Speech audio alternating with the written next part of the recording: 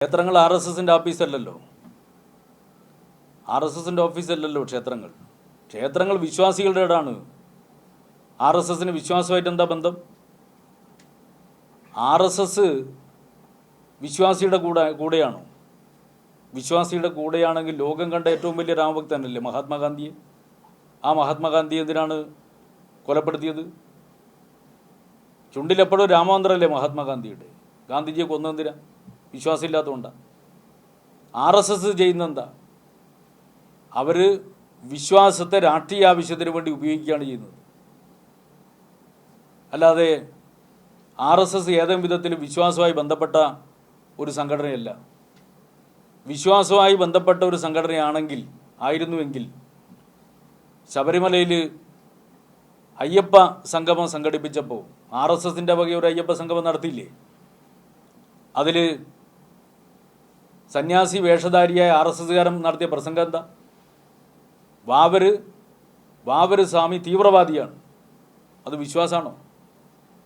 വിശ്വാസത്തെ രാഷ്ട്രീയ ആവശ്യത്തിന് വേണ്ടി ഉപയോഗിക്കുക, വിശ്വാസത്തെ ഉപയോഗിച്ചുകൊണ്ട് വർഗീയത ഉണ്ടാക്കുക, ആ വർഗീയമായി ജനങ്ങളെ ഭിന്നിപ്പിക്കുക, ജാതി ഉപജാതി സഖ്യങ്ങളെ വർഗീയമായി ഉപയോഗിക്കുക രാഷ്ട്രീയ ആവശ്യത്തിന് വേണ്ടി. അതല്ലേ ചെയ്യുന്നത്. വിശ്വാസമായിട്ട് എന്താ ബന്ധം?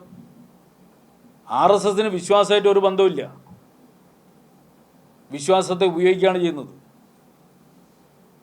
അപ്പോൾ ഗണഗീതം ആർ എസ് എസിൻ്റെ ആഫീസ് പാടിക്കൊള്ളുക, അല്ലാണ്ട് ക്ഷേത്രത്തിൽ പാടാൻ വേണ്ടി പുറപ്പെട്ടാൽ ശക്തമായിട്ടുള്ള പ്രതികരണം ഉണ്ടാകും നാട്ടിൽ നിന്ന്.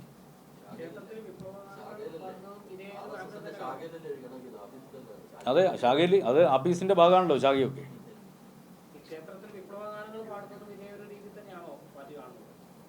അല്ല, ക്ഷേത്രത്തിനകത്ത് ഇപ്പോൾ വിപ്ലവ ഗാനങ്ങൾ പാടുക എന്നുള്ളതല്ലല്ലോ. കേരളത്തിലെ ക്ഷേത്രങ്ങൾ നിങ്ങൾ നോക്കൂ. എന്താ കേരളത്തിൻ്റെ ക്ഷേത്രങ്ങളുടെ പാരമ്പര്യം? ഇവിടെയുള്ള പ്രത്യേകിച്ച് ഈ കണ്ണൂർ ജില്ല ഉൾപ്പെടെയുള്ള വടക്കേ മലബാറിലെടുത്ത് പരിശോധിച്ചാൽ ആ ക്ഷേത്രങ്ങളിലുള്ള തെയ്യങ്ങളായാലും അവിടെ ആരാധിക്കപ്പെടുന്ന ദൈവങ്ങളായാലും അന്നത്തെ വ്യവസ്ഥിതിക്കെതിരായിട്ട് പോരാടി രക്തസാക്ഷികളായവരാണ്. നിങ്ങൾ നോക്കിക്കോ, ഓരോ തെയ്യങ്ങളെയും വിശ്വാസത്തിൻ്റെ ഭാഗമായി കൊണ്ടാടുന്ന ദൈവങ്ങളെ എടുത്ത് പരിശോധിച്ചോ. അപ്പോൾ ആ പാരമ്പര്യം ഉൾക്കൊള്ളുന്ന ജനതയാണ് കണ്ണൂരിലെ ജനത. പിന്നെ ക്ഷേത്രങ്ങളിൽ കയറിയിട്ട് വിശ്വാസത്തിൻ്റെ ഭാഗമായിട്ടുള്ള കാര്യങ്ങളാണ് ക്ഷേത്രങ്ങളിൽ നടക്കേണ്ടത്, അതിൽ യാതൊരു സംശയമില്ല. അതിൻ്റെ കൂടെയാണ് ഞങ്ങൾ. പക്ഷേ നിങ്ങൾ മനസ്സിലാക്കേണ്ടത്, നമ്മുടെ നാട്ടിൽ ക്ഷേത്രത്തിൽ എല്ലാവർക്കും പോകാനുള്ള അവകാശം ഉണ്ടായിരുന്നില്ല. എല്ലാവർക്കും ക്ഷേത്രത്തിൽ പോകാനുള്ള അവകാശമില്ലാത്ത ഘട്ടത്തിൽ വിശ്വാസിക്ക് ക്ഷേത്രത്തിൽ പോകാനുള്ള അവകാശത്തിന് വേണ്ടി സമരം ചെയ്തവരാണ് കമ്മ്യൂണിസ്റ്റുകാർ. AKജിയും കൃഷ്ണപിള്ളയും ഉൾപ്പെടെയുള്ള കമ്മ്യൂണിസ്റ്റ് നേതാക്കൾ എല്ലാവർക്കും ക്ഷേത്രത്തിൽ പോകാനുള്ള അവകാശത്തിന് വേണ്ടി സമരം ചെയ്തവരാണ്.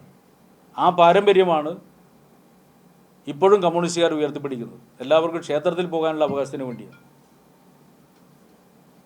പക്ഷെ അതിന് പകരം ക്ഷേത്രത്തെ ഉപയോഗിച്ചുകൊണ്ട് ആർ എസ് എസിൻ്റെ ശാഖയിൽ ചെയ്യേണ്ട കാര്യങ്ങൾ ക്ഷേത്രത്തിൽ ചെയ്യാൻ വേണ്ടി പുറപ്പെട്ടു കഴിഞ്ഞാൽ അതിനോട് ജനങ്ങളുടെ ശക്തമായിട്ടുള്ള പ്രതികരണം ഉണ്ടാവും.